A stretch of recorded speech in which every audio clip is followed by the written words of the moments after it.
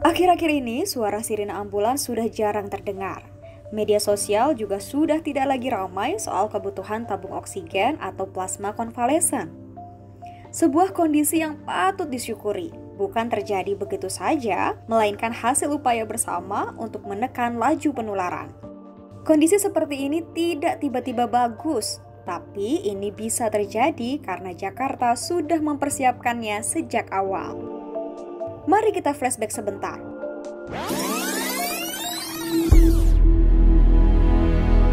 DKI Jakarta bukan baru-baru ini saja menyikapi COVID-19 secara serius. Tapi dari awal virus ini dinyatakan sebagai pandemi oleh Lembaga Kesehatan Dunia atau WHO, Jakarta langsung bergerak mengantisipasinya. 2 Maret 2020 menandakan keseriusan Pemprov DKI Jakarta terhadap fenomena ini dengan membentuk tim tanggap COVID-19. Jakarta kemudian mempraktikkan teori penanganan pandemi dengan 5 hal: kolaborasi, scientific, data-driven policy, transparansi, dan kesiapan sistem. Pemprov DKI Jakarta berkolaborasi dengan para epidemiolog, mengundang asosiasi profesi, salah satunya FKM UI, untuk menyusun kebijakan selama pandemi. Data, dan data. Itulah yang menjadi pegangan. DKI Jakarta selalu mendengarkan saintis, menganggap data itu penting, dan menangani pandemi ini berbasis sains. Testing, tracing, dan treatment atau 3T terus digencarkan.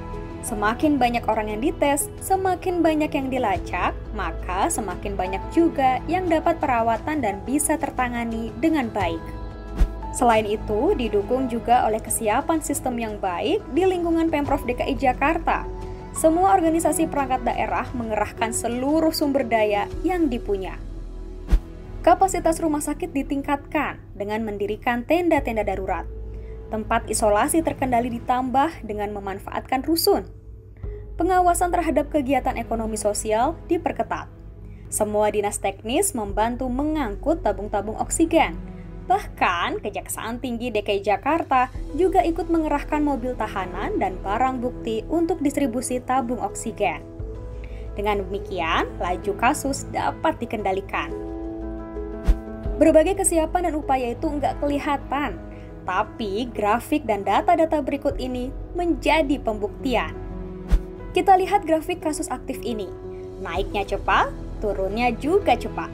Jakarta pernah di angka 113.000 kasus aktif pada puncak gelombang 2, 16 Juli lalu. Bahkan kasus aktif Jakarta saat ini lebih rendah daripada awal terjadinya pandemi. Tahun lalu bisa sebanyak 6.000 kasus aktif dalam sehari. Sekarang di angka 3.000-an kasus aktif sehari. Sejak pertengahan bulan Juni dan gelombang kedua mencapai puncaknya di pertengahan bulan Juli lalu, kasus positif, kematian, hingga pemakaman protap COVID-19 meningkat di Jakarta. Puncaknya pada 10 Juli 2021 tercatat 404 pemakaman protap COVID-19 dan pada 20 Juli 2021 tercatat 265 kematian terkonfirmasi COVID-19. Tapi kini, dari grafik kematian dan pemakaman protap COVID-19, bisa kita lihat penurunan angkanya yang signifikan. Angka kematian turun hingga kurang dari 10 dan pemakaman protap COVID-19 ke kisaran 15-an.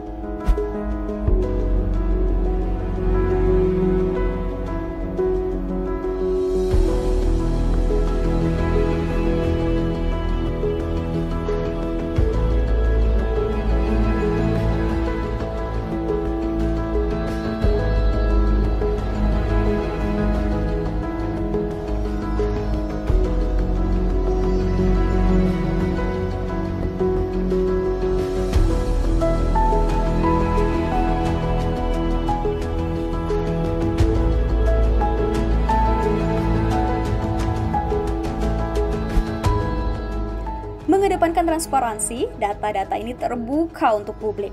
Bisa diakses melalui situs corona.jakarta.go.id. Laporan kasus harian juga diunggah di akun media sosial Pemprov DKI Jakarta.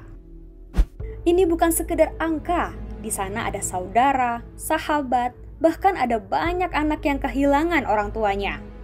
Jadi, kita perlu sama-sama berusaha menurunkan angka kematian ini dan meminimalisir keparahan gejala jika terkena COVID-19. Caranya dengan ikut vaksinasi.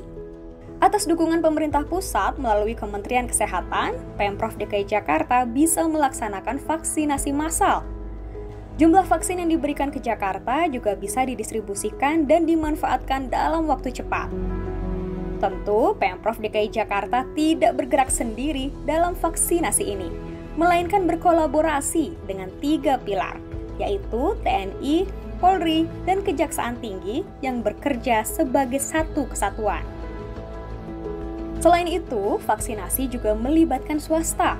Setiap kolaborator yang mengadakan vaksinasi didukung lewat aplikasi Jaki, sehingga proses vaksinasi dapat berjalan lebih lancar dan terdata dengan baik. Atas kerjasama yang baik antara pemerintah dan masyarakat, jumlah orang yang divaksin pun terus bertambah. Saat ini, vaksinasi di Jakarta telah mencapai 10 juta untuk suntikan dosis pertama dan 6,9 juta untuk suntikan dosis kedua. Artinya, seluruh kecamatan di Jakarta telah vaksinasi minimal 60% warganya. Kolaborasi dengan 3 pilar ini dilakukan secara berkelanjutan untuk mengendalikan pandemi di ibu kota. Kodam Jaya turut membantu mengelola fasilitas isolasi terkendali. Polda Metro Jaya juga membantu percepatan vaksinasi lewat vaksinasi merdeka di sejumlah lokasi di Jakarta. Begitu pula dengan Kejaksaan Tinggi DKI Jakarta yang membantu dalam penegakan hukum di ibu kota. Salah satunya melakukan pengawasan saat distribusi bantuan sosial.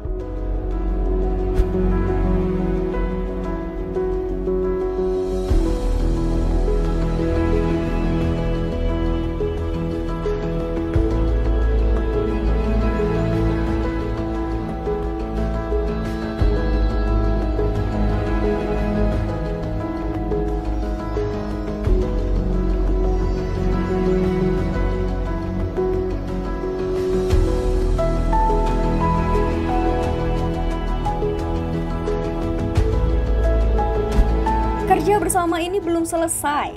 Jangan karena kasus sudah landai, kita langsung jadi abai. Justru kita perlu menahan diri agar gelombang kasus tidak terjadi lagi. Jaga Jakarta, tanggung jawab kita.